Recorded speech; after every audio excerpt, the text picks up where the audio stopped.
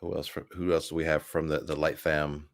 So while we're waiting on people to file in, if you're new and you're watching, the way that this works is every week I send out a question to everyone on my email list. And that question is, what is your biggest struggle on your spiritual awakening journey? And so everyone that responds, I address their response in a live stream every Wednesday at 11 a.m. So if you have responded, you most likely will get your response addressed on this live stream here. And if you want your spiritual awakening struggle address, please respond to that email. It might be in your spam folder. If you're not on my email list, then check the description. There is a free guided meditation on abundance. Just put in your email. You get the guided meditation on abundance. It's a little under 30 minutes long. So if you're having any issues with abundance, this will definitely fix that for you. But you'll also be on my email list, and then you can get your spiritual awakening struggles addressed. Who else we got here? Ken Butler. Ken Butler, you are also on the list today. I've got your response we're going to be addressing today. You had 2 questions in your response, so I'll be addressing both of those. Susan, discernment. Very difficult for me. So what I'm going to do is I'm going to address the comments that came back in the emails first, and then I'll circle back around to your all's questions. But in the meantime, Susan, what do you mean by discernment specifically? Angelina, what's going on, Angelina? How are you, my friend? All right, you guys. So I am going to jump in. Jean says, I listen to your abundance and health meditation every day. Awesome. How's it working out for you? I hear good things about it. Let me see. Seems like I did yeah. So if you guys want the guided meditation on abundance, just check the description for that. This also gets you on the email list. Spiritual Gangsta. What is up, brother? What is up, my friend? How are you? Good seeing you. Christine Wright in the house. Hey, Christine. Hello, Light fam. I get to hear the first half hour today. Perfect. Well, we'll try to make sure that the first half hour is jam-packed for you. Give you your biggest bang for your buck. Trusting my intuition and knowing what the right choices are when having to make it. Gotcha. Okay. Yeah, so you guys go ahead and put your questions in there. I'm going to circle back to the questions after we do the comments. Let me go ahead and jump into this first question, that does come from Jean Vale, who happens to be in the chat today. And Jean, I know that you sent this email to me 2 or 3 weeks ago, but it was in spam, so that's why it didn't get addressed in the last stream or the stream before that. So my friend Jean Vale wants to know about setting boundaries. All right. So setting boundaries is something that obviously a lot of people struggle with.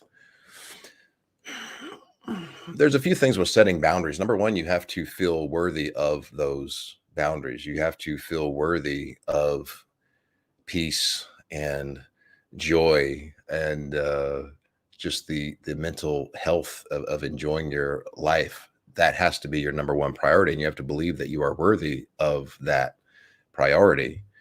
That comes from healing trauma. Trauma tends to pervert our sense of self-worth, our sense of self-love. And if our self-worth and self-love are not at healthy levels, then our boundaries may be being violated, and we may not even be aware of it because it's just been a normal thing our entire lives. So we've normalized and we just think that that's normal. That's the way life is. It's always been that way. But when you start to heal whatever type of trauma that is, self-love trauma, self-worth trauma, abandonment trauma, whatever type of trauma that is, you get out of alignment with the lie that you are not worthy, the lie that you are not absolute love itself, because you are source having a physical experience. And the more your inner perception of love and worth rises, the more vibrational dissonance there will be to the contrasting frequency. So when people step into your frequency and their their actions toward you are not in alignment with what you feel what you feel you deserve as a sovereign divine being, you're going to naturally set those boundaries. Setting boundaries is a natural byproduct of finding your worth, of finding your voice, finding your value, raising those self-love levels. You know, a lot of my clients, I don't, when I'm coaching somebody, I don't specifically teach setting boundaries, because when we work on the self-love and we work on the self-worth, and then we do the shadow work and we heal all the childhood stuff that makes you believe you're not worthy, setting boundaries is a natural byproduct. You naturally set those boundaries and defend those boundaries because you now feel that you are worth it. Like, you innately understand your worth and your value, and setting and defending those boundaries comes very natural for you. So as far as setting boundaries go, obviously do the healing, do the shadow work, figure out what type of trauma you have, and start digging into that. Um, you can also sit down, and I'm a big proponent of handwriting things out. You guys have heard me say before, words or spells. You know, we can all kind of mindlessly type without thinking about it. But when you actually sit down with a pen and paper, and, you know, you got to, you know, make all the loops and the circles and all of that, you're mindfully in the present moment, and your intention is in every word that you're handwriting. The brain sees that in black and white, and the brain stamps it as a thing. These are the things I do not accept in my frequency. These are the things that this person does that makes me feel in fight or flight. Basically, that's what setting boundaries is. It's protecting you from being in fight or flight. Um, let's put out a definition of setting boundaries. Setting boundaries is not cutting off communication with people that trigger you. It's not setting up a wall where there's no communication with anyone that you feel is low vibe or negative or toxic or triggers you. It's setting up the rules of engagement for sharing the same space with you. You have certain rules and guidelines for someone to have the privilege of sharing your divine space, period. Now, again, you've got to do the healing to make you to understand that you're worthy of having those rules and understand your divinity to be able to set those boundaries. But when you sit down and you write out what, you know, a certain person is doing, or a few people are doing, why you don't like that, what is acceptable, you now know what your boundaries are. It's really hard to communicate your boundaries thoroughly, effectively, and succinctly if you don't even know what they are. So, you know, you've got to get real clear on what your boundaries are, and then you write that out. These are my rules of engagement. It's not a wall. It's not a boundary. These are my rules. These, or it's not a cutting off of communication. These are my rules of engagement. This is what is acceptable. Anything that is not within that uh, those guidelines will be ejected from my energetic space, because my peace, my joy, my mental health comes before everything. Number one, everything. And a lot of people have issues with this when it comes to family, even parents, everything. You did not incarnate to be in fight or flight for prolonged periods of time. Fight or flight is a stressed out state that, you know, if for prolonged periods, puts the body into a state that is just fraught for disease and all kinds of physical ailments. You didn't incarnate to be in fight or flight 24/7, right? So your mental health, your peace, your joy comes before everything and anybody, regardless of who they are. And so when you set those boundaries, that's an act of self-love. That's an act of honor and respect for yourself. You're showing yourself that you are worthy of peace and happiness and joy. And that's just what it is. So we're setting boundaries to be in fight or flight less often. Obviously, there's going to be things that pop up that are unexpected, but it's those everyday boundary violations that we can minimize as soon as we set those boundaries. And the people that you're in a healthy relationship with, they're not going to have an issue. They're going to be like, okay, cool, yeah, no worries, do you.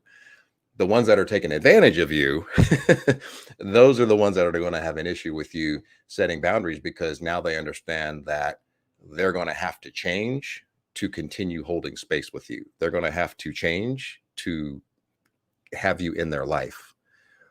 A lot of people don't like change.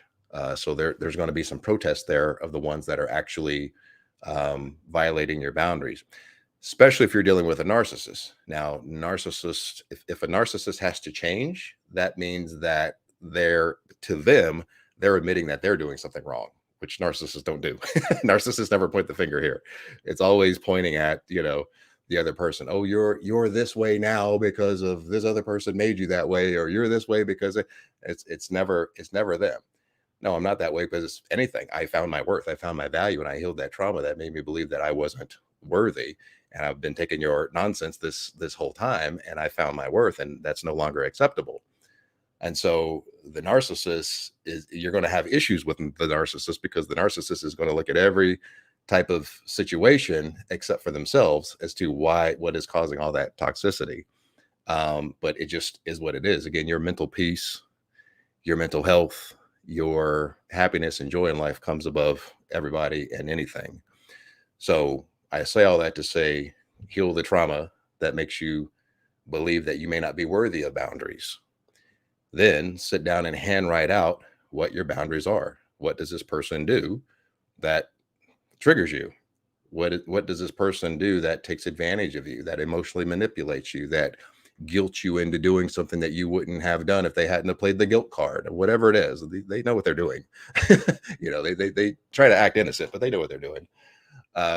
So make a list of those things, and when those things are unacceptable, that's a non-negotiable for sharing the same energetic space as you. And then you'll find the ones that don't resonate. They'll go and manipulate someone else. The healthy relationships will have no problem with it. And then there's going to be the ones that are going to need to change to stay in your energetic space. Those are the ones you'll have the most trouble with, but you have to believe you're worthy of peace and joy and fulfillment in life. And, you need to hold your ground and vehemently defend those boundaries, no matter what the consequences. That's just what it is. We didn't incarnate to be in fight or flight 24/7. Does that help you, Gene, on boundaries?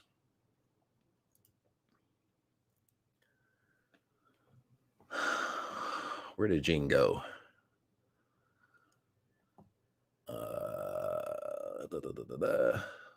Got a lot of comments coming in.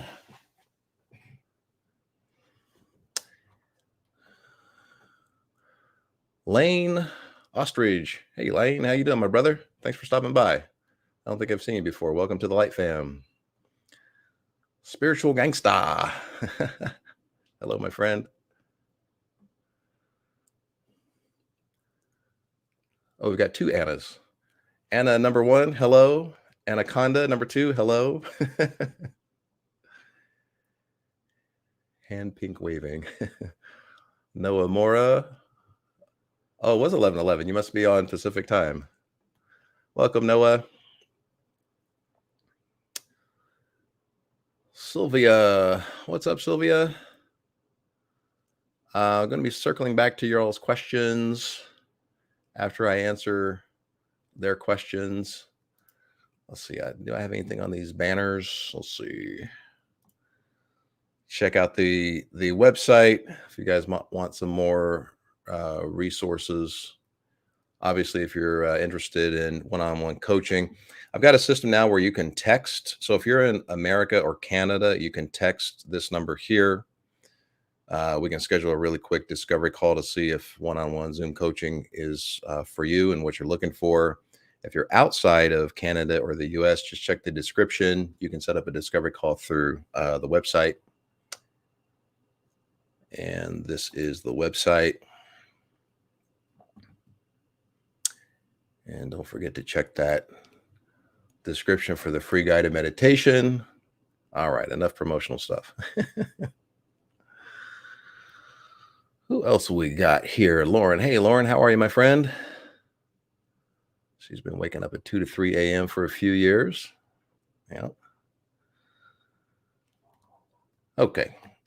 All right, guys. So I'm going to be circling around to your questions. Let me knock out the questions from the people that responded in the emails first here. David, I've seen your videos on the stages of spiritual awakening, specifically feeling disconnected. I just did a short on that, actually. How do you reconnect so that life feels meaningful again? Danielle Boyd. Okay. Well, most of feeling disconnected comes from not being in the present moment. So now again, so the ego is in charge of survival. When the ego doesn't have the answers, the ego doesn't feel in control. So if you've had a spiritual awakening and you're coming from a higher consciousness perspective than where your current life is, because your current life was initiated from a lower perspective before you awakened. It's not a bad thing. Lower perspective is not bad. It's just not as evolved as your new level of conscious awareness. So there's vibrational dissonance between the head and the heart. A lot of things before the spiritual awakening is initiated from the ego saying, you need to do this to survive. You need to be this person to survive. You need to have that relationship to survive. You need to do this career to survive. You need to believe in that religion not to go to hell. All of this, egoic, fear-based, survivalistic, nonsensical stuff, which is not in alignment with unity, truth, and the dominant frequency of source, which is love. So when you step more into the heart zone, you get on the higher frequency of love, the source frequency. There's going to be a lot of vibrational dissonance with the polar opposite end of that frequency, which is fear. And that's why we incarnated into the 3D duality, fear-based. Fear is not a bad thing. It's just the opposite end of the source frequency. And you can't learn what you are unless you live through and heal what you are not. You can't learn and understand love unless you've healed through fear. This is the whole point of incarnating. So we're here for the experience. So we don't vilify fear and 3D and the Matrix and all of that. It's a learning experience. It's a learning simulation. That's why we're here. So we get present. The ego is off into the future, fear mongering, because it doesn't have the answers. Hey, I'm disconnected with the foundational truths that have formed my identity up to this point. I've believed in X, Y, and Z. Now I no longer believe in those things. This career is not what my heart wants. These friends that I hang out with, they're negative and always gossiping, whatever it is. I'm doing a whole bunch of low vibe stuff that I no longer resonate with it. Maybe you were going out and, partying and doing a bunch of stuff that you shouldn't be doing or whatever that, you feel is low vibe now. And again, there's nothing wrong with those things. There's a stage and a time for those things. But if you've grown out of that, then what that means is you've grown out of your life. The ego is going to throw you into fight or flight because it doesn't have the answers as to where you're going now. So the way that you feel connected again is you sink back into the present moment. You guys have heard me on many of these lives do the sink into the heart technique. Close your eyes, take some deep breaths, put your conscious awareness in your heart space. This is getting you out of your head, ego, and into the heart. The heart is the energetic house of love. Love is the dominant frequency of source. You're more into unity consciousness. Unity consciousness is not on the plane of competition, scarcity, or lack. That's the plane of the ego. The ego believes in those illusions. Now you're getting into the heart, which is getting in alignment with your true source self. Source, perfect, whole, and complete. Having a physical experience as your spiritual DNA is perfect, whole, and complete. It's just your ego that tells you something different. So you get into that heart space, sink into the heart space. I like to put my hand here because that tactile feel keeps my conscious awareness here. And then the language of the heart is feeling. You can intuit what is the feeling of the heart. What is the knowing of the heart? The heart might know everything's turning out for my highest good. May not have the answers here in the physical right now, today, but I know that they're turning out for my highest good. Oh, this is being taken away so that I'm not tangled up with the lesser, so that I'm available for the greater. Oh, this is happening to make me a better, stronger version of myself, to give attention to the things that are holding me back on my timeline. This is what the heart knows. And you sink into that knowing. And then you want to connect with that aspect of source, God, that is having a physical experience as you. Before your spiritual awakening, you may have had the concept, oh, God is something, external, outside of me, something that I have to be worthy of or earn or be redeemed or whatever other kind of man-made archaic nonsense, fear-based BS. No, you are a fractal of source having a physical experience. There's no way you can't be connected because you are source having a physical experience. So you want to connect the above with the below, the within with the without. You can do this through visualization and through feeling. So as you're in that heart space and your eyes are closed, you can visualize that golden, divine white light coming into the body temple, filling up that heart chakra, filling up every fiber of your being. You can even have a mantra. I now receive divine connection, communication, and oneness right now. And so it is. And then you just feel at one with source. This puts you into unity consciousness. And then you just try to walk in those shoes as much as you can. And don't judge yourself if you fall out of those shoes and you get triggered, or, someone is low vibe to you, or someone cuts you off at traffic. We're here for that contrasting opposite experience to get a better understanding of what we actually are. We heal through that. These are the lessons. They're not lessons as in punishment. They're lessons as in learning. So every time that you interact with something that's out of alignment, you get an opportunity to look within and say, well, where am I in alignment with this? Where am I not in my true source self? And then you can make that adjustment from a space of observation. You see, a lot of people that haven't had a spiritual awakening, they're operating as the ego. They don't even know there's a difference. So what do? They react. The ego is reactionary. The spiritual awakening is at least being one step removed, and at least being able to observe the ego and then respond. Respond means choose how you're going to react to this situation, instead of just instantly reacting through the ego, because the ego is in alignment with, competition, scarcity, lack. Get yours before someone else gets it. You need to take to get, and whatever. That's duality. That's a lie. That's not true. Because once you step into unity consciousness, you step onto the abundant plane. You get off the competitive plane, you get on the abundant plane. There's more than enough for everybody. When you take away from abundance, abundance is left. that's just what it is. Abundance is eternal. It's infinite. So a spiritual awakening is at least being one step removed from reacting as the ego. And then you can choose, am I going to react from a place of unity, love, and abundance? Or am I going to act from a place of fear, competition, scarcity, and lack? That's at least giving yourself a choice. So that's how you connect. I kind of went off on a tangent there, but that's how you connect. You come back to the center, you align and understand that you are source having a physical experience, and then you try to walk in those source shoes as much as you can throughout the day. And when a contrasting frequency comes around, look for that connection. And instead of pointing the finger, well, this person did this or this person did that, where is there a reflection from within? Where's there a reflection?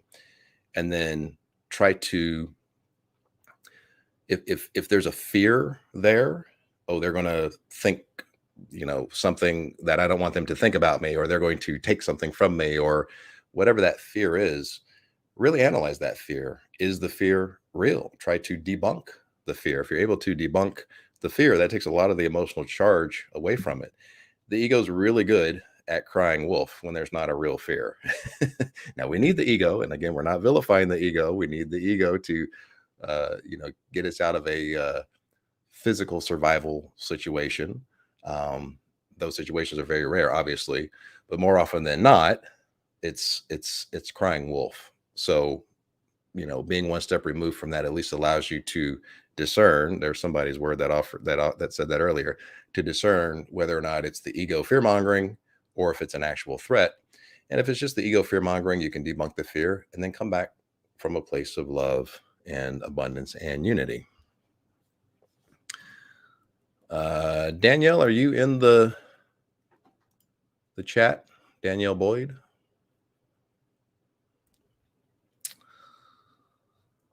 Danielle Boyd, calling Danielle Boyd. Did that answer your question, Danielle, if you're in the chat?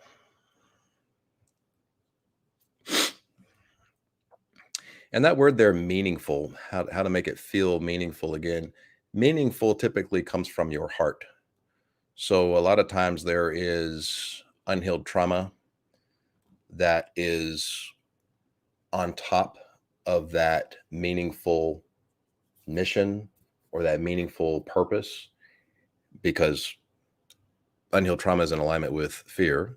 Fear is the barrier to expression. So when you heal the trauma, you clear all the stuff that is fearing the heart out of expressing. So as far as feeling meaningful again, heal the trauma that is hiding that meaningful purpose from the heart.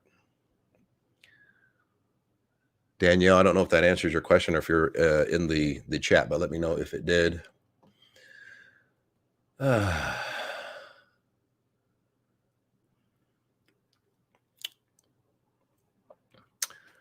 All right, let's see. What do we got? Aisham Sharma, bro, I want to kill myself in spiritual awakening. Well, if you're actually being serious and not just dramatic, if you're actually being serious, I would definitely stop what you're doing and contact a professional, call a suicide hotline, something like that. I'm not licensed to walk you off of that ledge, so to speak. So I don't know where you are in your life, how serious you're being, but definitely seek professional help if you're serious about that.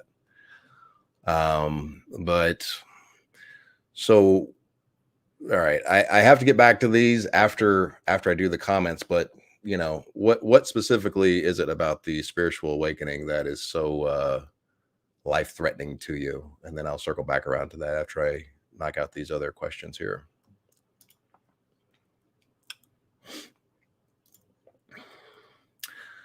All right, so I did see my man Ken Butler in the chat.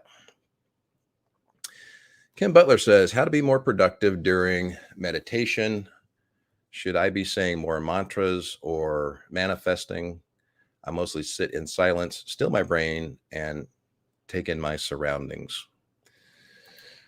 Okay, so a lot of people are not really sure what to do in meditation. They feel it's really just, kind of clearing your mind of all thoughts, which is really tough to do. I don't know if I would make that your goal.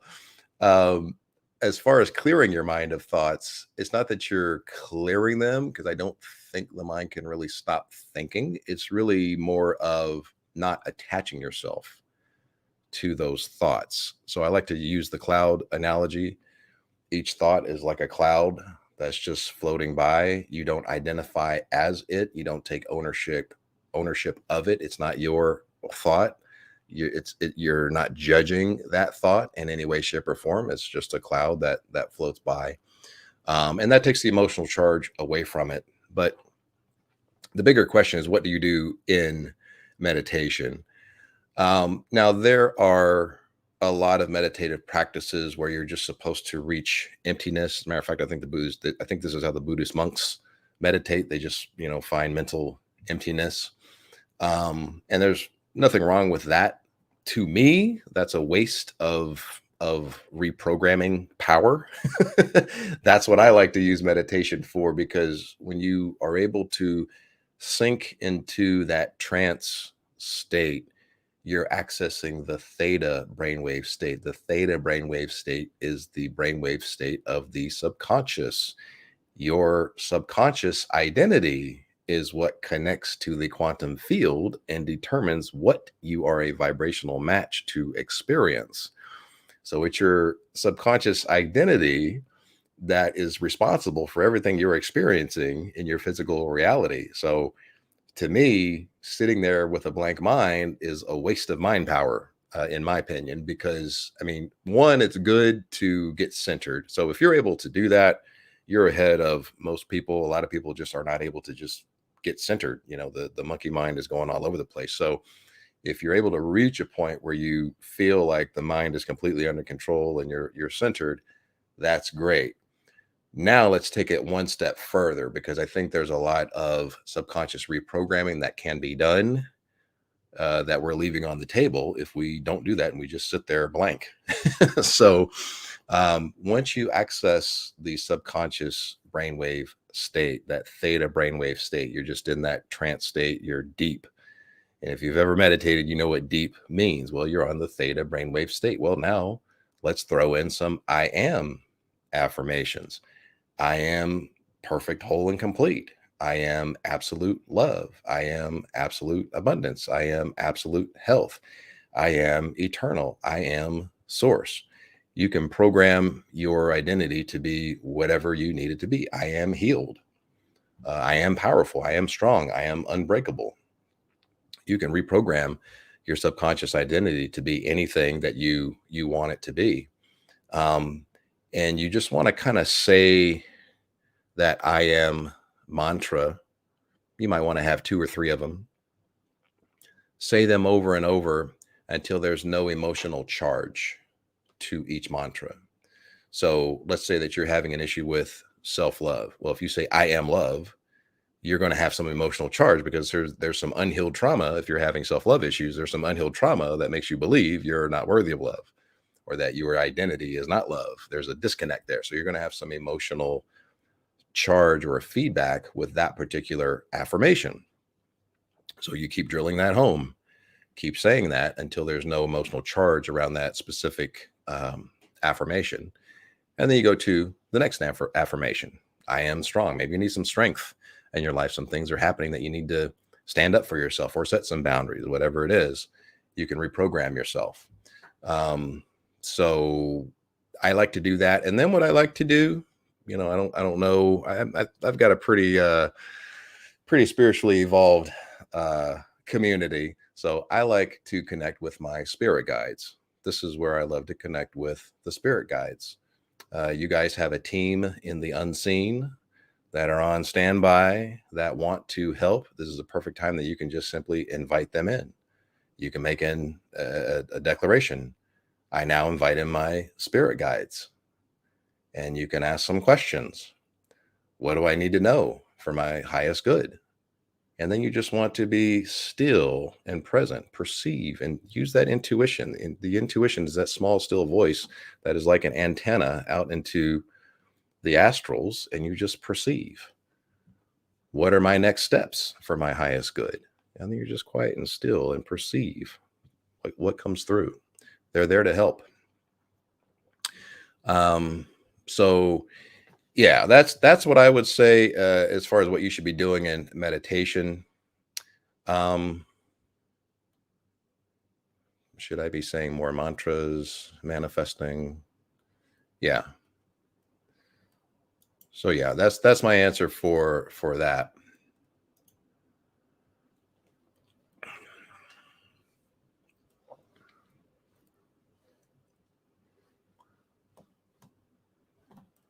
Kim Butler is making a hand gesture. Oh, he's saying hi. Okay. Hi, Ken. Alchemist Frequency Healer. Yes, I love it. Welcome, Alchemist Frequency Healer. AFH. Hey, Brooke. Brooke says hi from Seattle. Sorry I'm late. Better late than never, Brooke. Welcome, my friend. Kim Butler, I have reached that point, but I want to be more productive. Oh, the ego, productive. Watch out now. That's the trap of the ego. Actually, I think that was in your next comment, wasn't it?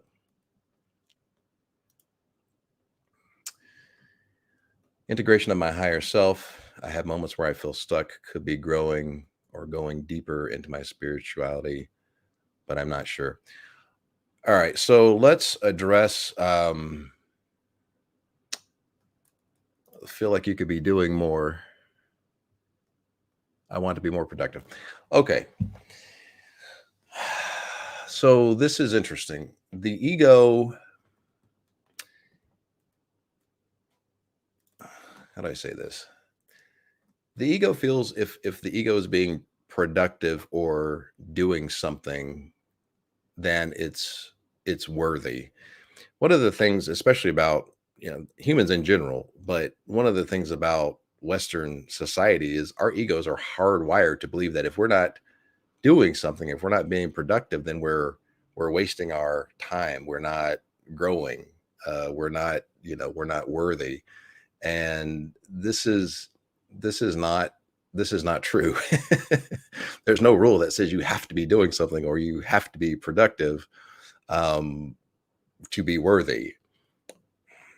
Spirituality is not a competition. It's not a competition. It's spirituality is simply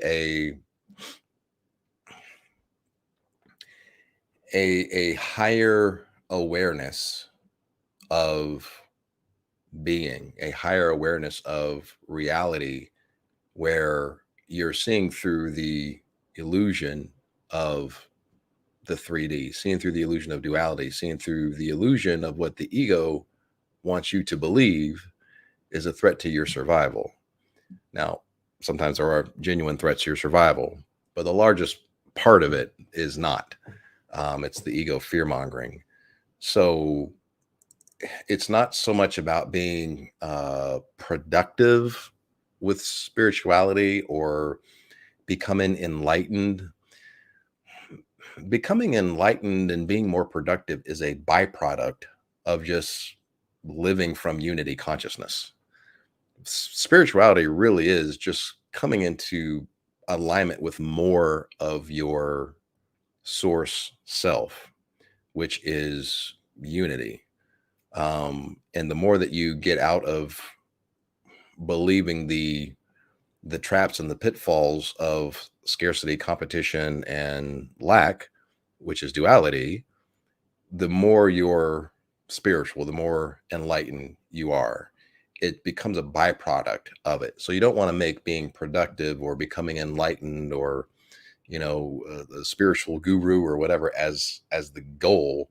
Those things are just byproducts of just practicing a spiritual life, practicing unity consciousness as much as you can. When we start getting into being more productive, or I want to be further down my path, or I want to be more spiritual, we start getting into goals. Goals are really the trap of the ego, because the ego can say, well, if I attain this goal, then I'm worthy. Remember, the ego is non-physical. So if the ego can prove that it exists, then hey, I'm physical. I exist. Here I am. I accomplished this goal. I'm further down my spiritual path. I'm enlightened. I'm healed. I did these things. And then the ego can say, hey, look at me. I exist. Right. So you don't really set a goal, or you don't try to be more productive. You just try to live from unity consciousness as much as possible. And then those other things, enlightenment and all of that, is going to come naturally. So I would say being more productive is a product of the ego. So don't fall for that. Watch out for that.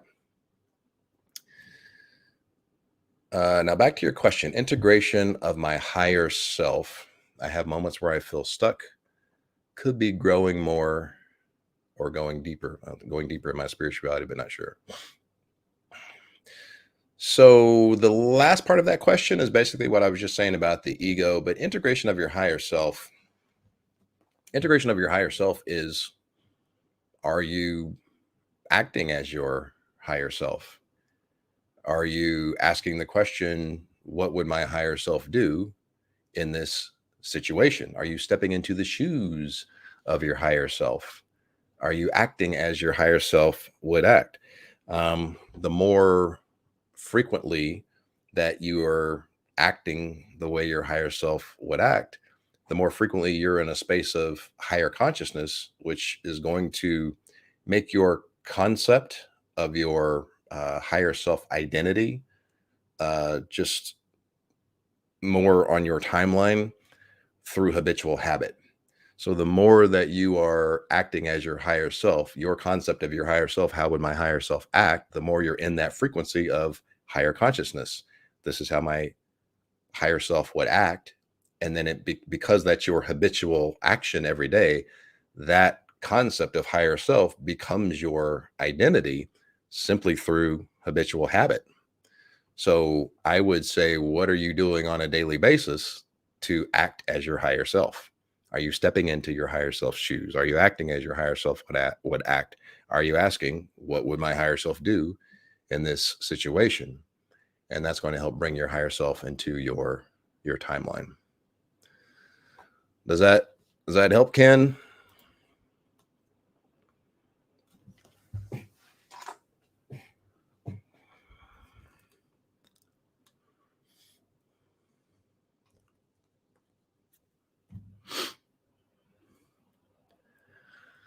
Alchemist Frequency Healer. Hi, love your channel. Thank you, my friend.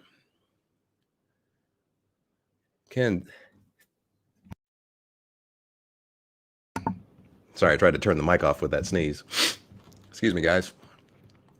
I've been having allergies this whole week. All right, good. So Ken is good on that. Brooke says, LOL, I was just thinking about that this morning. My spiritual journey is in the beginning. My spiritual journey in the beginning was started as a means to an end. Oh, nope. Wanted the twin flame. Oh boy. Not anymore. Ah, she's graduated. Nice. Love it. Good work, Brooke.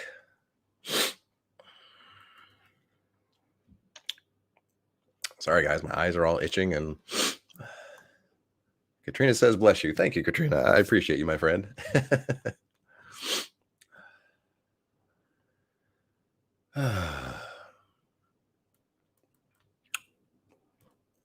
All right. Was that the last one? Oh, that was the last one. Okay. So I'm going to circle back around to your all's questions here.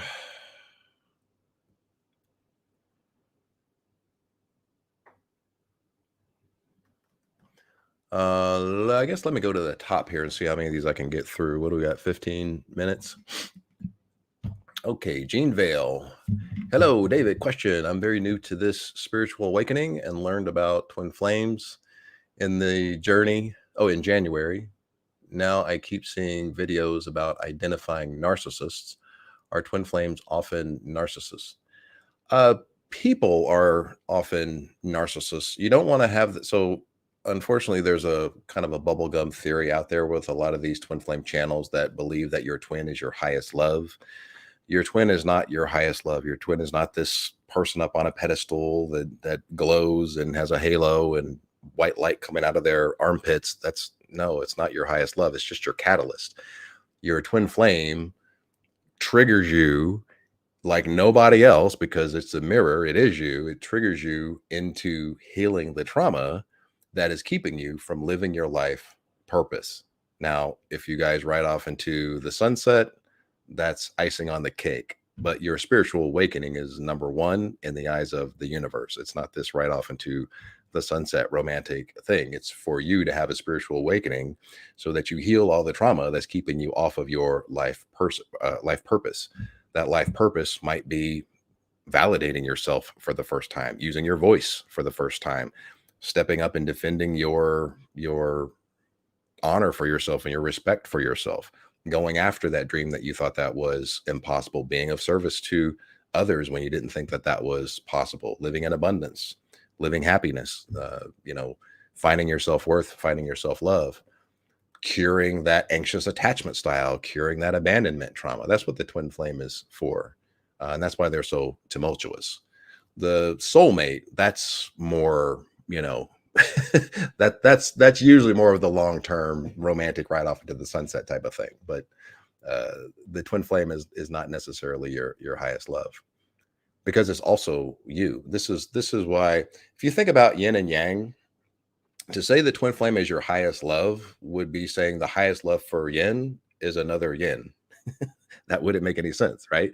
The only reason that yin and yang are perfect is because they're different. They complement one another. This is when we say divine counterpart is your counterpart, right? That's typically a soulmate. A twin flame is you. It's the same soul, two different bodies, which is why it's so tumultuous.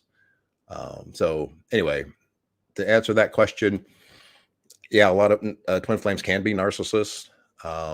I don't know if it's a larger proportion than the rest of society. We all have narcissistic traits, but malignant narcissism is what we're talking about here.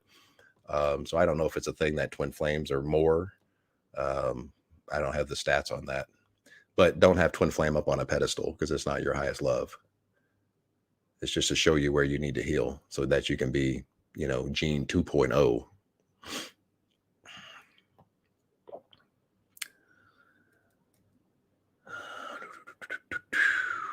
Oh, okay. All right. So we got to get back to Susan here. She says discernment. Did you elaborate on discernment?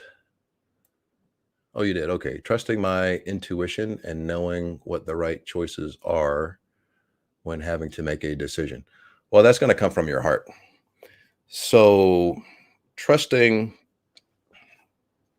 your intuition is in here. Some people say your gut, some people say your heart, but it's an internal knowing.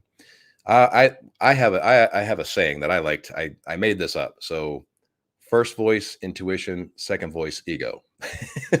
Right? That first thing that comes through, that's intuition. When you start questioning it and trying to analyze it, that's ego. So let's say that you're I don't know, let's say that you like divination, you're doing tarot for somebody or whatever. That first thing that comes through, that's intuition. If you start trying to second guess it, or let's say someone is doing tarot for you, right? And you get a card that you don't like. Oh, I need a confirmation. Oh no, oh that doesn't make me feel warm and fuzzy. Give me a confirmation card. Oh no, another confirmation. No, until you get something that your ego feels warm and fuzzy about. No, that's fear. That's ego, right? So the first card, that's intuition. The second one is the ego, fear mongering and not being comfortable.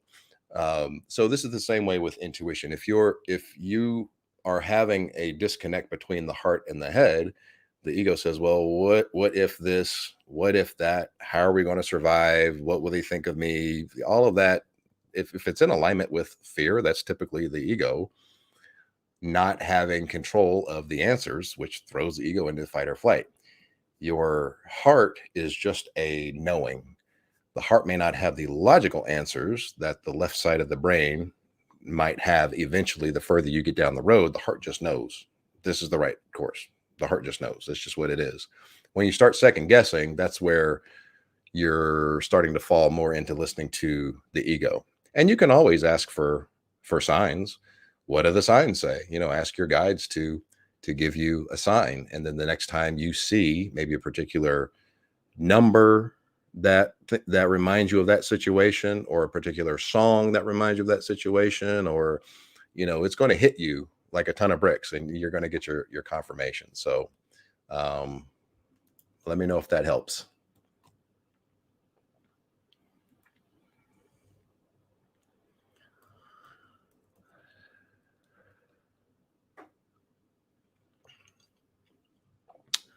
Lane, I believe I just recently figured that out and am figuring out how to break free from it.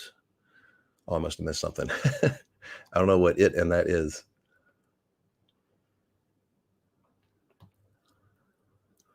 Susan, oh yes, my husband is not responding well to my change. Not sure what to do about it. I've been ignoring it and going about my day.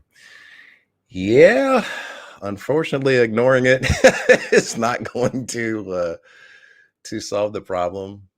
Just have open communication. Open communication. You're going to know whether or not this person genuinely wants to change and wants to fix things, or if they don't, and then you have to make a decision, if you're okay with them not changing. It might be a tough decision. But anytime you honor yourself and honor your heart, the universe is going to take care of you, even though the ego might not have all of the answers in the short term.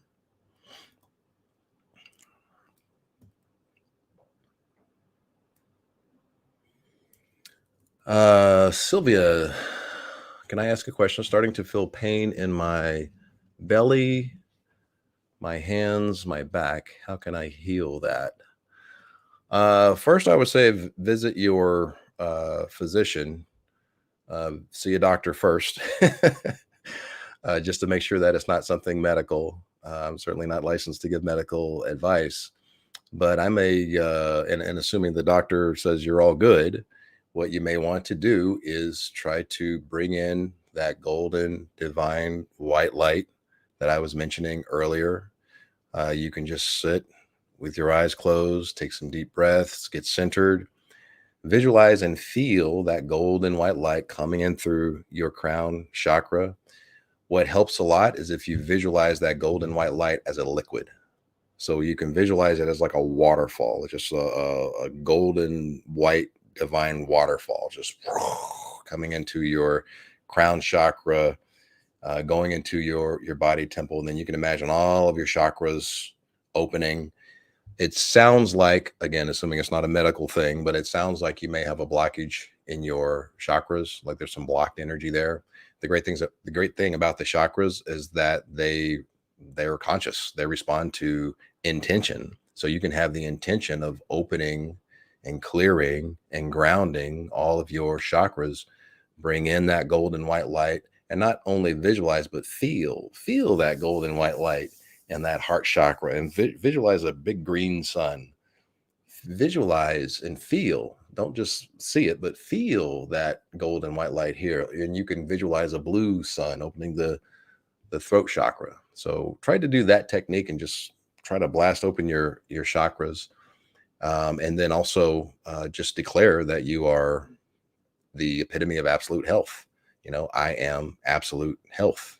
And say that as your mantra over and over. I am absolute health. I feel great. Remember, words have spells. The cells of your body have consciousness. They're eavesdropping on what you're telling them. So if you're telling them, I am absolute health, I feel great, they start to respond. So I think if you combine all of that together, what you're speaking out loud, visualizing the golden white light and opening up those chakras, I think that's going to make a huge difference. And also remember to get a grounding mat. So you can either take your shoes off and go out into the grass barefoot. This is called earthing or grounding. Or you can buy an earthing mat. And this, returns your energy to homeostasis, basically. The science behind it is you have an excess of positive ions. The earth or the earthing mat has negative ions. So when you have your bare feet on the earth or the earthing mat, it sucks out that excess positive ion, and you soak in the negative ions to balance you out. It's also great for inflammation. It's incredible. So definitely get an earthing mat, or at least go out into the grass barefooted for 20 minutes.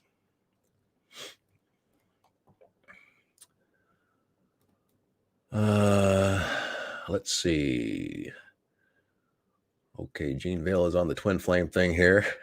I slept with my twin flame and didn't even make him buy me dinner first. Okay. I told him I had violated my boundaries, and he started taking me to dinner first, but it only lasted a few months before he ran. Ask yourself if he's worthy of spending time with you. This is where the healing of self-worth and self-love comes from. Once your self-love and self-worth is at a 10, this is not stuff that you allow. And this is why a lot of times when people heal their trauma, they are not interested in their twin flame at all anymore. This happens all the time because there's some type of unhealed trauma that is seeking validation from that twin. And when you heal that trauma, you outgrow that twin. That connection, that love is always going to be there, but you get out of that bubble phase real quick. And then you start to really realize, like, well, this person isn't really the best thing for me, even though the intensity and the connection is there, but that's not the best thing for my future. So you got to do the healing that makes you realize that you're worthy of better treatment than what he is showing you. Shadow work, guys, shadow work.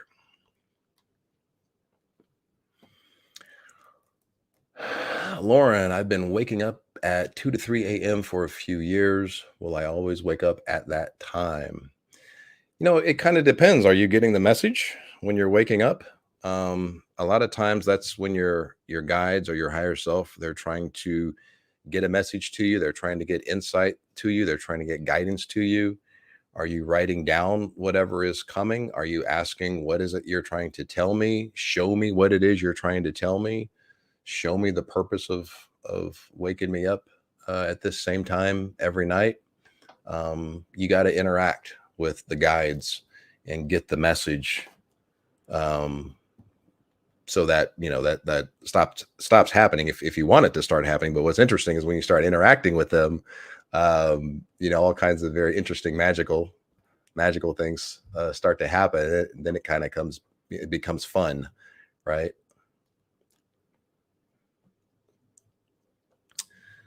Angelina, my question of the day: how do I tune into clairaudience? To better phrase my question, how do I know what clairaudience there to tell me? How do I know what clairaudience there to tell me? I'm not sure I'm reading that correctly. I don't know why that's not computing. What clairaudience there to tell me? Well, the way that you work on all of your clairs is in meditation. So your third eye is the hub that's in charge of all of your clairs. We all have the clairs because we are all spirit. Side note, don't let anybody tell you that you need to be born with a spiritual gift or it needs to be in your bloodline and all of this. Some people may have a particular clair turned up more than other people, but that doesn't mean that you can't train your clairs to be developed and honed. And you do this in meditation. So the thing about clairaudience is the more that you open your third eye chakra, since the third eye is in charge of all of the clairs, on some level, all of your clairs are going to raise. Now, again, you most likely have one or two clairs that are more developed than the others. But clairaudience, there's no mistaking when you hear something that is clairaudience, because it will be at a time when nobody's around in the same room, and it sounds like somebody is in your ear and there's nobody there. It doesn't sound like it's on the other side of the wall. If you have a neighbor, it doesn't sound like it was out on the street somewhere. It's in your ear and there's no one else around. So there's no mistaking it if that's what that second question is about. But the clairaudience, you can just, one, keep working on opening that third eye, getting your third eye stronger, and two, start to practice trying to hear into the astral realm. Now, I don't know how to physically explain that. You just start to try to perceive. So when you're in meditation, you can take your conscious awareness and put it in different areas. Like, let's say you're sitting in a room, you're meditating, put your conscious awareness up in the right-hand corner and look back at yourself. Put your conscious awareness in the hall and look up the hallway to the back of you. When you start playing around with getting your perception of your consciousness from being just localized at your physical avatar, that takes third eye power. So you're going to start to train that third eye. And when I say try to hear into the astrals, when you're in silence, you can just try to perceive on the other side of that veil. The ego may not know the mechanics of how to do that. But you, as a spiritual being, your true identity, your true essence, knows exactly how to do that. So you can have that intention of just perceiving on the other side of the veil and just see what comes through. This is why meditation is worth its weight in gold, guys. I say this all the time. Meditation just trains you to do so many things. The possibilities are endless with meditation. I mean, we're talking soul journeying, remote viewing, astral travel. I mean, it's get your meditation down, you can do anything, guys. Oh, I hope that I answered that second question for you, Angeline. I don't know why I couldn't get it to click in my brain what you're trying to ask there. Oh, okay. So this was the guy that. Okay, I am just completely escaping myself all the time. Still need a little bit more clarity. So what is it that you're trying to escape? There's some type of fear there where the ego feels uncomfortable in the situation, feels threatened, and doesn't want to be present in the current moment and face those difficult emotions. One of the things we got to realize about emotions, they're not good or bad, they're not negative. All emotions are valid. They give us feedback as to what our internal frequency is. Where are we in alignment with whatever you're trying to escape? There's something inside of you that you're trying to escape, but you can't escape what's within. Because everywhere you go, there it is, because it's within. The only way out is in. Let me repeat that. The only way out is in. So you've got to go within, sink inside, identify the fear, try to debunk the fear, list 5 things that may give a reason as to why the fear is not true. Start tearing away at what gives that fear all of that emotional charge, and then try to circle back. Where did that fear first happen? When did I first experience it? Was it in childhood? Go back to the childhood event. Was that event really your fault, or was it the parents' fault? This is where we start to get into shadow work. So any type of, when you say escaping is bypassing. Bypassing is running from fear. So yeah, the only way to get out of fear is to smash right the frick through it. We don't run from it, we go through it. So I hope that helps, my friend.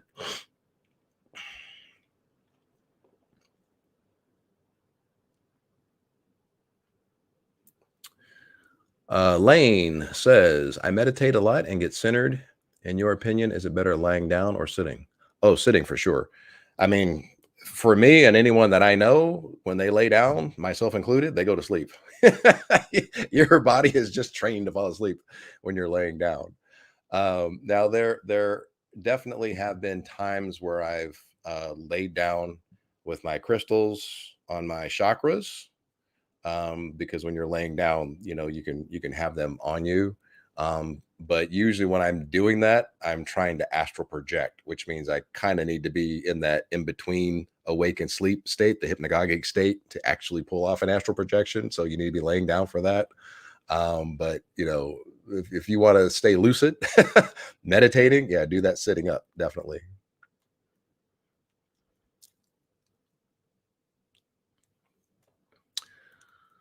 Uh, Emotions are a result of fear-based ego thoughts. Yeah, the ones that we consider negative, um, that have a lot of emotional charge around them, typically, yeah.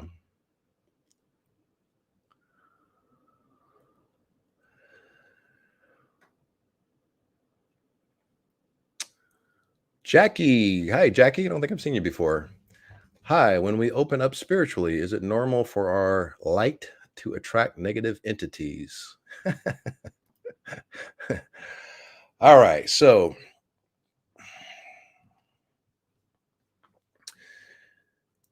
there are entities in the astrals that feed off of energy, and they feed off of the denser energies. What are the denser energies?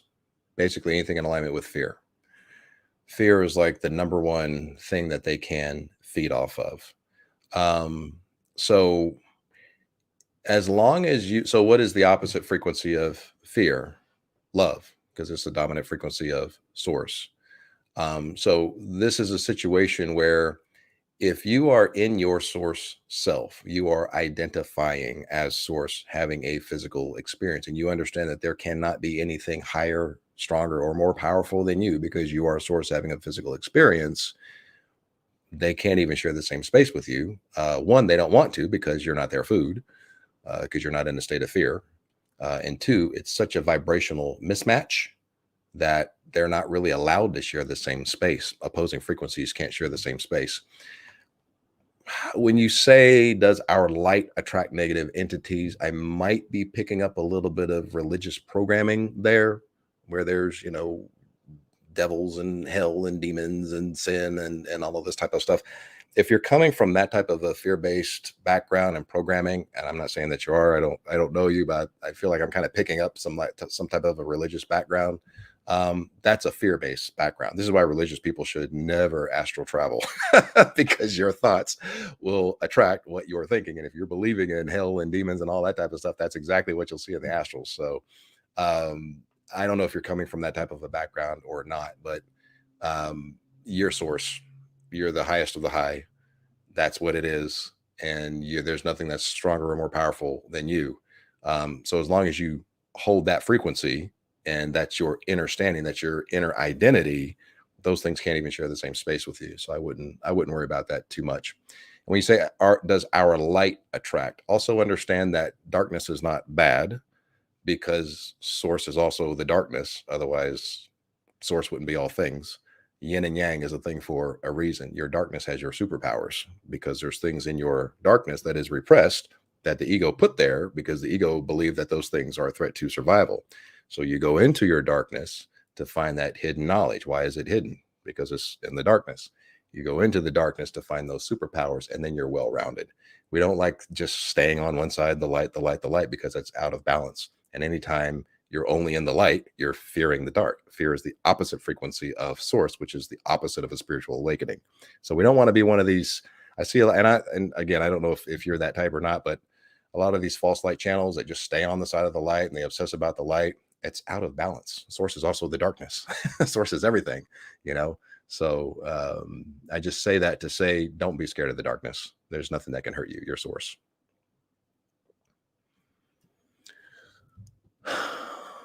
Morgan Carlson, is this still live? It is still live, my friend. Jackie, yes. Lee Ann Mary, hey. So one day I was struggling with recurring thought while driving. Then it just stopped. And for a day or two, I felt like I was in heaven on earth. And I was totally okay with everything. What was that? Let me get this over here. Struggling with a recurring thought while driving. Felt like I was in heaven on earth and was totally okay. Yeah, that may have been a moment of Satori. So Satori is where you have a heightened, enlightened state of consciousness where you really step into the shoes of your source self. You really step into being omnipresent and one with everything. That's your actual true nature because you're a source having a physical experience.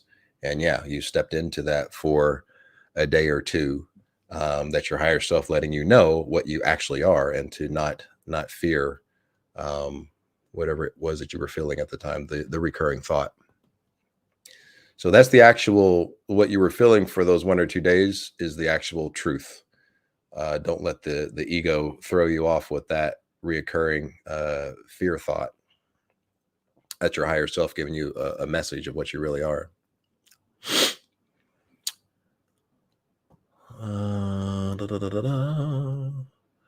Could you explain the number 144?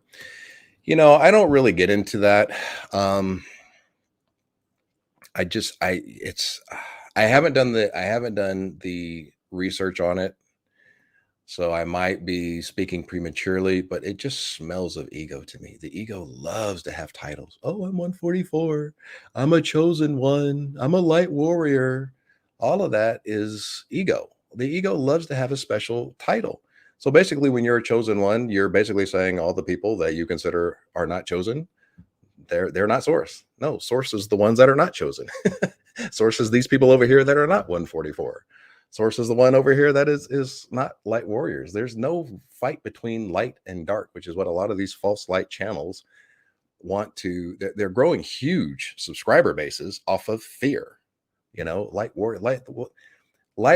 So you're fighting against yourself, the darkness. You're also the darkness. Nobody is 100% light, not even source. Source is also the darkness. This is why yin and yang is a thing. So again, I haven't done my research on it.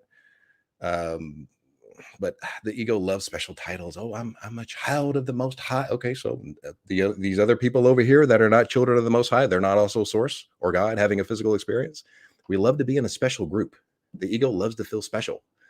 The ego is non-physical. So if the ego can prove that it exists, hey, I've got a special title. I exist. I even see this with Christians. There's like Christians, and then there's good Christians. Oh, now we're going even higher, right? Oh, well, I'm a good Christian. Okay, so the other Christians over here, they're not also source having a physical. We love the freaking titles, man. We love to be special.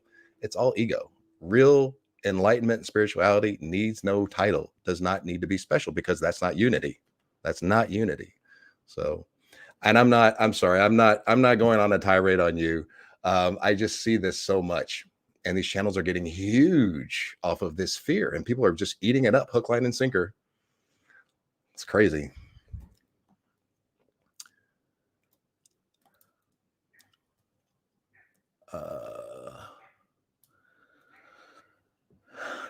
Yes, and knew you were going to say that. I guess that knowing is my confirmation.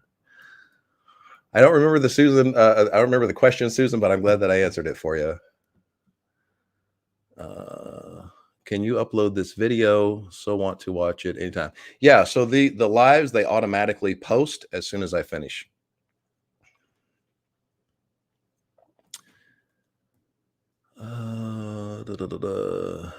Hi, David. It's Ronnie. Hey, Ronnie. What's up, my friend? How are you enjoying the course? Got here like 20 minutes ago, feeling great. So I have no questions. Just enjoying the information. Appreciate everyone sharing. Awesome. Sending you good energy, Ronnie. Sending you light and love. Thanks for stopping by. I appreciate it. Brooke, for me, it sounded like someone was at the top of a flight of stairs talking downward to me. Oh, for the clairsentience. Yeah. The clairs are so interesting. It's so interesting. The most interesting one actually that I discovered was, and it has some crazy name, but it's basically clair taste. That's not how you say it, but it's taste. And what I did, where's my, so with this crystal here, I did a technique that's called energy sensing. And what you do is you send your energy from your heart chakra. Actually, let me back up. Do not use your own energy. Whenever you're sending energy, do not use your own energy, use divine energy. So you bring in that energy into your heart chakra. And then once you've got a nice energetic ball in your heart chakra, you send it down your arm and out your hand. And what you can do is you can read the energy of something. So I just decided to see if I can get this in the camera somewhere. I decided to read the energy. Let's do it that way. So the energy came out into the crystal, and then I drew it back in. So in other words, I put my energy into the crystal and then drew it back in into my heart chakra. And then what you do is you close your eyes and you just perceive the energy of it. And what was mind blowing is I tasted vanilla. Isn't that crazy? It was the weirdest thing. I had the strongest taste of vanilla from this crystal. I don't know how we got off on that, but I was talking about the clairs, huh? This thing is bothering me. So yeah, you guys try that sometime. Energy sensing.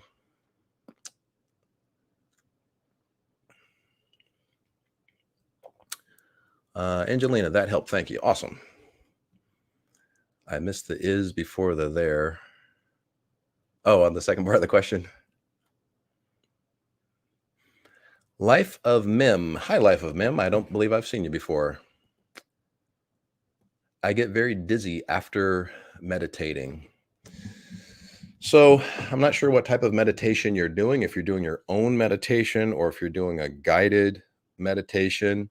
One of the things that I like to do in my meditations is bring in white light energy so that you're not using your own energy, kind of like what I was just explaining with the energy sensing. If you're bringing in your own energy, you should be good. If you're feeling dizzy, you may be using your own energy for something. So I don't know if you're trying to send energy, like healing energy to somebody, or I'm not sure what you're doing in the meditation, but it sounds like you may be trying to use your own energy. So let me know if that helped. Donna Ali. Hi, Donna Ali. Hi, all. Hey, David. Hey. This thing jumped on me. Where am I?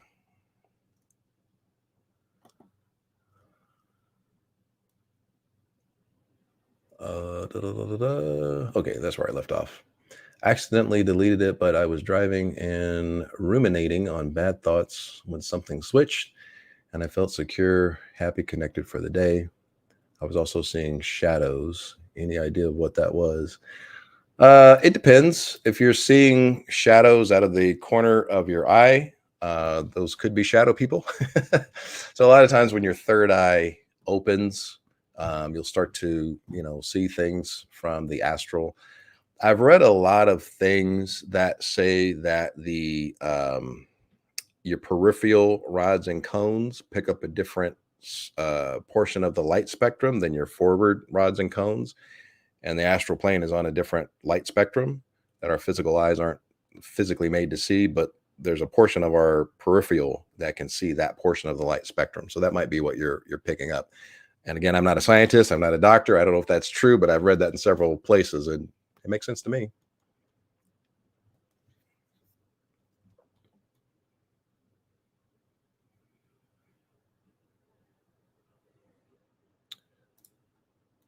Okay.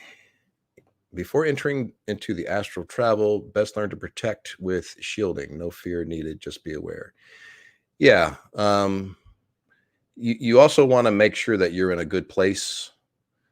Again, don't have the religious programming of demons and hell and, bad spirits and all of that type of stuff, because you'll attract that. The astrals tend to produce what you're thinking about.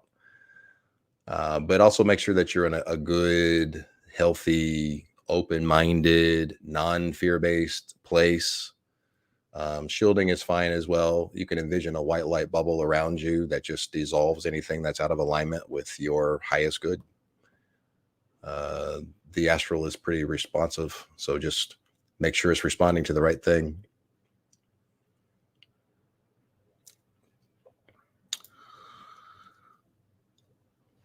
I agree about the ego, but I truly see numbers all the time. Yeah, so what you want to do with the numbers is just simply stop and think about what you were thinking when you saw that number. That's typically where your message is. The universe is giving a confirmation for you. Brooke is laughing hysterically there. Ronnie says, hi, great. Spiritual alchemist, spiritual ego. You were so right. Let's see here. You're so right. It's all just alchemy. We all can do it. Yeah. So I love alchemy because alchemy is turning lead to gold, fear to love. Fear is that eternal transmuting elixir. We're taking the higher vibration of love. We're pouring it onto the lower frequency of fear. Notice we're not pushing the fear away. We're not denying the fear. We're not declaring war against the fear. We're integrating the fear. The definition of love is to take something as yourself. What does that really mean? Integration. This is how you alchemize. You integrate that fear by debunking the fear. And the more that you apply acceptance and love to that fear, you're automatically getting out of the fear frequency, and its polar opposite frequency becomes more on your timeline, which is love. Love is the dominant frequency of source. By default, the more you debunk the fear, the more you get in alignment with love, because it's the polar opposite frequency.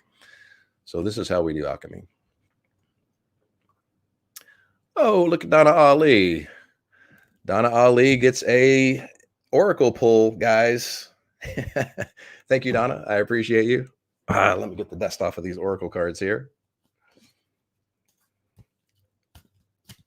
Shuffle, shuffle, shuffle, shuffle, lightweight shuffle. That's the Macarena shuffle. All right, guys, what do we got? What do we got? Let me stop being a clown. Oh, if I can get this to focus. All right, so Donna Ali's card is the Fates. Okay, so this is the number 17. So the number 1 is divinely initiated, and number 7 is divinely guided. So you've got some divine guidance going on here. The stars, as you see, are coming down. I might have to go to the book on this one. I usually don't like to do this. I usually just like to go to my intuition, but I've never seen this card before. I'm not quite sure what to say about it. So let's see here. The Fates. Fate, karma, acceptance that there are things you cannot change, and knowing what those things are. The Serenity Prayer sums this up nicely. God, grant me the serenity to accept the things I cannot change, the courage to change the things I can, and the wisdom to know the difference. Okay. So as far as relationships are concerned, other people are who they are. You can't change them. The challenge is to accept them as they are and try to not make them otherwise to suit you. This is a time to look at how you attempt to mold people to fit to your view of how they should be to you, so that you can remain in the relationship and avoid discomfort. What if who they are and whatever is happening between you and them is not in this situation is perfect from the perspective of spirit? Interesting. So does that help where you are, Donna Ali? Sorry, I had to read the book on that one. Usually I don't, but I haven't seen that one before. Thank you for that super chat there, super sticker, Donna. I appreciate you. Sylvia says, you just destroyed my entire life beliefs that I'm special. Your source having a physical experience. You couldn't be more special. This is why special titles are not needed. Like, what title can be higher than source? 144 is higher than source? Chosen One is higher than source? Light Warrior is higher than source? Heck no, I'd rather be source. It doesn't get more special than that, you know? So yeah, we don't need these cute titles, guys. That's not spirituality. Jackie Claire Taste. I have to look that up. I read it before. It was a really weird name that I can't remember. Anna, you're still special. Yes, of course. Your source. I see colors when meditating with crystals. Absolutely. You know, the cool thing about the colors that you see, a lot of times the colors that you see are the chakras that are strongest. The ones that are the colors that you are not seeing a lot of times are the chakras that can be blocked. Now, that's not an exact science, obviously, but if you're missing some colors there, that might be a good indication of which chakras to focus on specifically.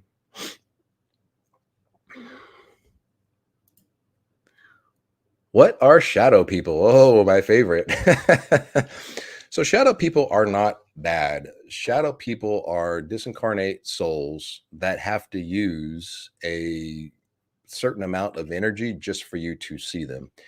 You typically don't see them unless you are in the hypnagogic state, the half awake, half asleep state. That's when you see the astral, like, vividly wide open. They're not there to hurt you. They're not. Now, there are trickster spirits. There are, as I mentioned earlier, the type of spirits that try to feed off of your fear. But depending on what your frequency is, it's really rare to run into like energetic parasites or energetic vampires or astral nasties. It just depends on what are you in alignment with. If you are meditating daily and you're identifying a source and you're not on that fear frequency, you just don't run into that stuff. Now, shadow people, on the other hand, they're not inherently bad or malicious or malevolent in any way. They're just spirits that they have to use a certain amount of energy for you to be able to see them. And that comes off as like a dark kind of shadow because they can't fully, come into color like you and I can because we're physical. That takes a lot of energy that they're not that strong. So what you're seeing is them using energy to be able to be perceived by you, which shows up as a shadow. But they're not bad. Don't let them scare you. And if they don't scare you, you're not their food. They can't feed off of you. Hey, Empath D Hull finally made a live. Hi, Soul Fam. Hey, Empath. Great seeing you. Oh, Angelina, look at you. Love and light to Angelina. Love and light. Let's give Angelina an oracle pull here. All right, let's see. Do-de-do-de-do. Do-de-do-de-do. All right, what do we got? Let's see here. Happy. I think I pulled this one a couple streams ago. So this is a very interesting one. So if you see that number in the top corner, 26. So angel number 2 means trust the process. 6 typically means you may be a little too focused on the material, how things are going to turn out. 6 represents the material plane. It's very much Pentacles energy. So notice that egg down there. You've got the key to the egg. You're birthing something. You're on top of it. You've got the key to that egg. Something is birthing. So just trust the process and don't worry so much about the hows. Don't worry so much about the material. You may be worried about the monetary aspect of it.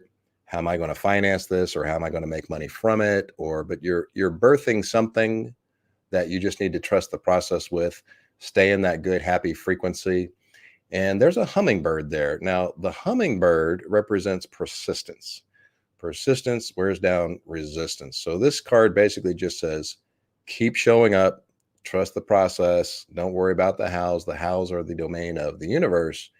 And what you are birthing in that egg down there, you've got the key for, and you will be happy. So let me know if that helps, Angelina. Let me know if that is if that resonates with you. Oh, let's see here. Empath D Hall. What does it mean to hear ringing in your ear? Left ear. Now, I'm glad that you said left, because a lot of times that may be a very specific spirit guides. Your spirit guides like to have a specific calling card so that you know it's them. You might have one that is specifically for your left ear. So the ringing in the ear is typically there's some type of vibrational dissonance going on there. In other words, a higher frequency is trying to come into your frequency. So it's typically a spirit guide trying to share space with you. What I would do is just ask. You can kind of get still wherever you are and just, kind of close your eyes and just ask who's coming through. What do you perceive after you ask that question? Do you get a name? Do you get a vision? Do you get a scent of maybe someone that has passed on, an ancestral guide? Maybe you get a scent of cigarettes or a scent of cologne or a perfume or something like that. So just ask. He'll let you know who it is, he or she.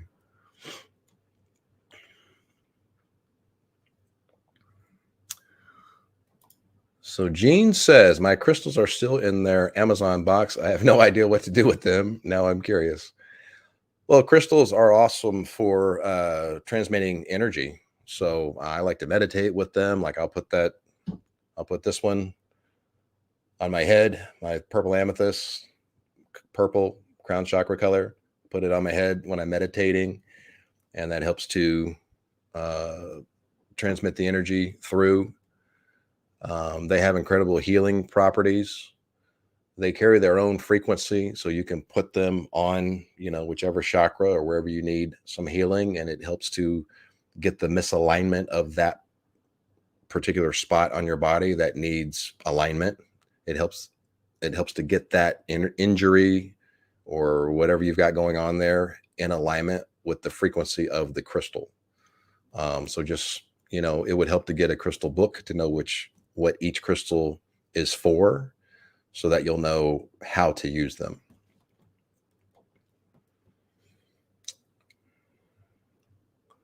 Let's see here. I used to see them when I was younger during sleep paralysis. Yes, sleep paralysis, shadow people, exactly. Astral projecting, yep. And they're not bad. And a lot of times, okay, this is going to sound scary, guys. I know it's going to sound scary, but a lot of times there's one that's sitting on your chest. A lot of times in sleep paralysis, there's like a big shadow figure sleeping on your chest or sitting on your chest. And it can feel very suffocating. But what's interesting is that if you just stay calm and you just don't get in fear and you will it to get up, and you send it love and you send it light and you step into your source self, they disappear. They can't share the same space with that. And again, you're not their food because you're not in fear. So they don't want to share the same space. I have done this, so I'm aware. Oh, here we go. Brooke did some research for us. Claire Gugia.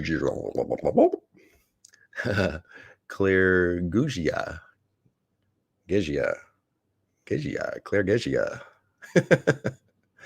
Okay. That's a mouthful. I'll let you pronounce that one, Brooke.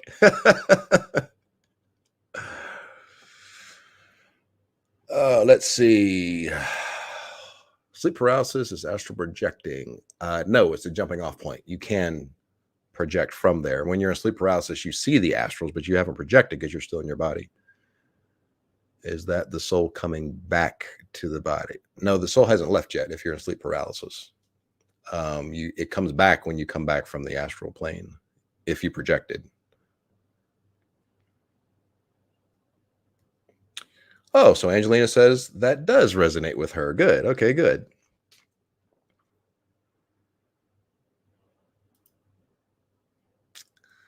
I came on your live and the ringing happened. Oh, maybe we've got some high vibing high vibing spirit guides associated with this live. Anna says, I seen a shadow person as a kid. Yep. Yeah, so old hag sitting on your chest. It can be an old hag, a gargoyle, or the tall man with a hat. So there's three there's three types of shadow people when you're in sleep paralysis that everyone all around the world reports. And it's either the old hag, the gargoyle sitting on your chest, or a really tall shadow person with a big brim hat. So I have experienced the one sitting on my chest. I haven't seen the old hag or the tall person. Oh, wow. We really went over today, didn't we? All right, guys. Well, this has been an awesome live. We kind of got a good thing going here. So if you guys want to ask another question, I'll answer it. Let's get another one in. One more question. Let's go. We're hot today. Your channel is always high vibe. Love it. Thank you, Angelina. Jackie says thank you. Namaste, Jackie. Any other questions, guys, before we wrap it up?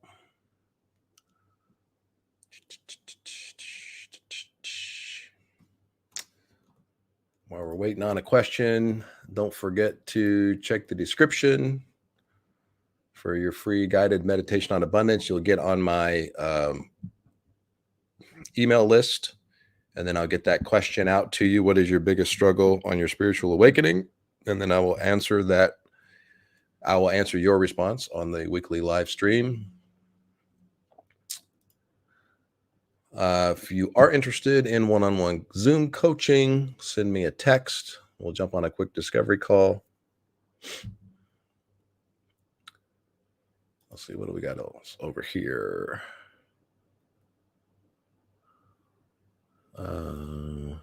I hope I never see that tall guy with the hat. He's not bad. He just wants love. Just send him some love.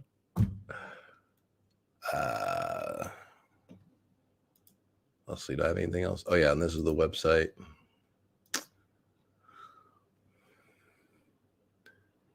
Ronnie says, what is astral projection like? It is amazing. Let's see here. So astral projection,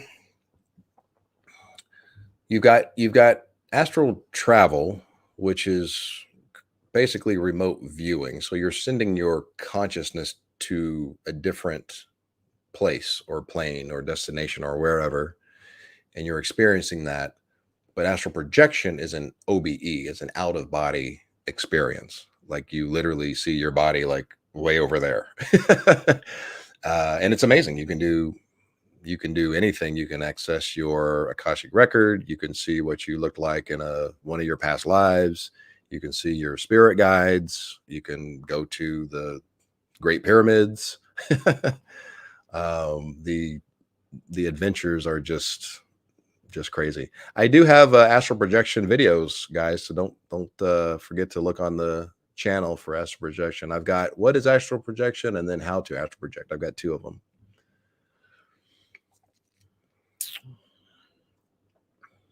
Oh, what a perfect question to end on. How do you know the dark night of the soul is over? All right, the dark night of the soul, my expertise. Dark night of the soul, you're going to know the dark night of the soul is over when your energy shifts from inward energy, that inward energy of healing what needs to be healed, what is dissonant, what is triggering, what is uncomfortable, to switching, and it shifts to outward energy. Now I want to share my gift with the world. So in the dark night of the soul, there is an old identity, typically the false self, the identity that the ego says you need to be to survive, which is tied to a bunch of unhealed trauma. So in the dark night of the soul, you heal the trauma that allows you to let go of that one thing that is keeping you in the dark night of the soul that you believe if you let go of, that's a threat to survival. I can't let go of this one thing. Well, then you'll stay in the dark night of the soul. So you heal the trauma that makes you believe that letting go of what no longer serves you is a threat to survival, which on a larger scale is the false self, the false identity. And then the new identity, more in alignment with your heart, the heart always wants to express. The heart wants to, the compass of your heart is always pointed toward the reason you decided to incarnate, but it may be scared to go in that direction or scared to express its interest in that direction because there's so much unhealed trauma on top of it, which is in alignment with fear. Fear is the barrier to expression. When we heal that trauma, all of a sudden the heart wants to fearlessly express itself. Well, what is that? That's an outward energy. Now I want to go heal others. Now I want to go down that heart-led path. Now I want to go on my reason that I decided to incarnate. So that's how you're going to know when the dark night of the soul is over. You're going to have that shift from internal healing to outward sharing your gift with the world. And side note, Dark Night of the Soul is not a one and done type of thing. The first one is always the toughest, but you'll have many, many, many as in several, many as in small, many Dark Night of the Souls as you go on, because we're always going to need to kind of hone where we're out of alignment with our true source self as love and in alignment with fear. So there's always going to be that honing of the frequency. The more that you get further down your timeline and your timeline starts to increase, because the higher your timeline gets, the more in alignment with love it is. And whatever's in alignment with fear can't go to that higher timeline. So that's going to need to be healed. And that's going to be a mini dark night of the soul. But if you've been through it before, you know the only way out is in, you know how to do the healing. It's going to be easy peasy to get to that next level and get out of that next little mini dark night of the soul. Let me know if that helped. Empath D Hall, I appreciate you, my friend. Ronnie says, so cool. Thanks. That helps to know. I've definitely experienced a couple trippy. Yeah, they don't let them scare you. Fear is their food.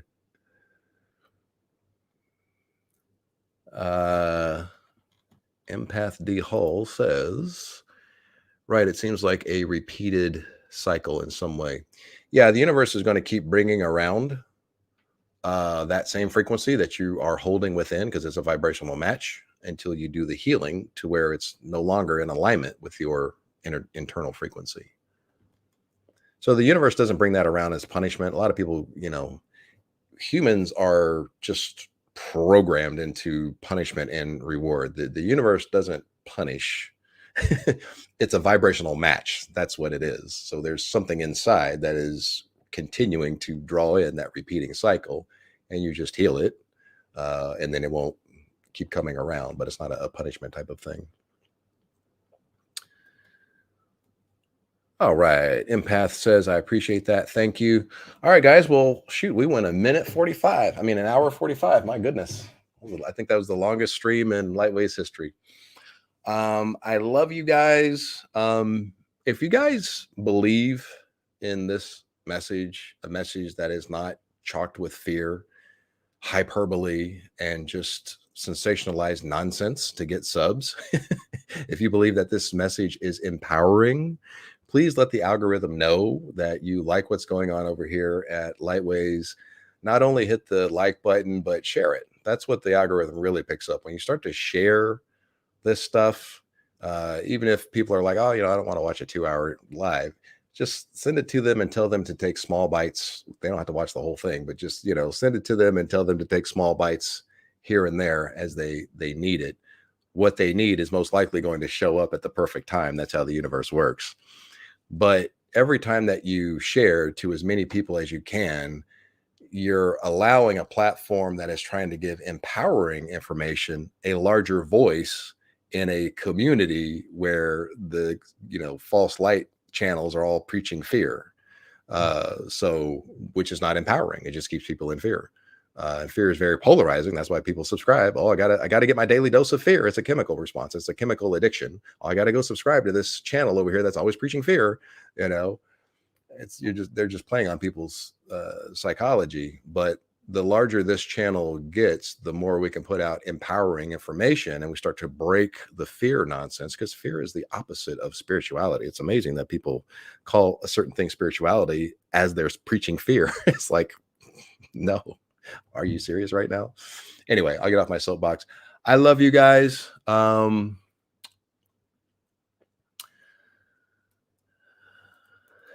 got to get off of this. It's almost 2 hours now. I see the dark night of the soul as self-discovery.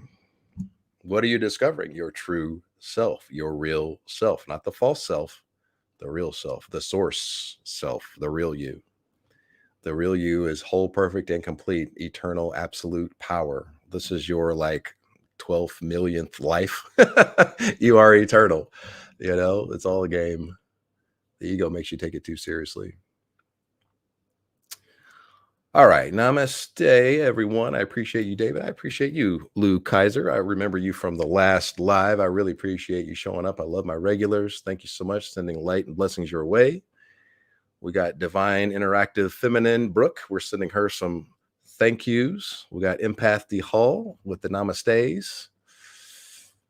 Katrina Hughes, thank you again for another awesome live. David, love to you and the Light Fam. Don't forget to send love to Titan Ways. Katrina, you know better than that. I can see Katrina on her couch right now. Oh, that's right. I forgot Titan. Oh, he's over there sleeping. Anna says, thank you, David. You are very welcome. All right, guys. I love all of you. Let's do this again next week. All right, guys. Love you guys. Namaste.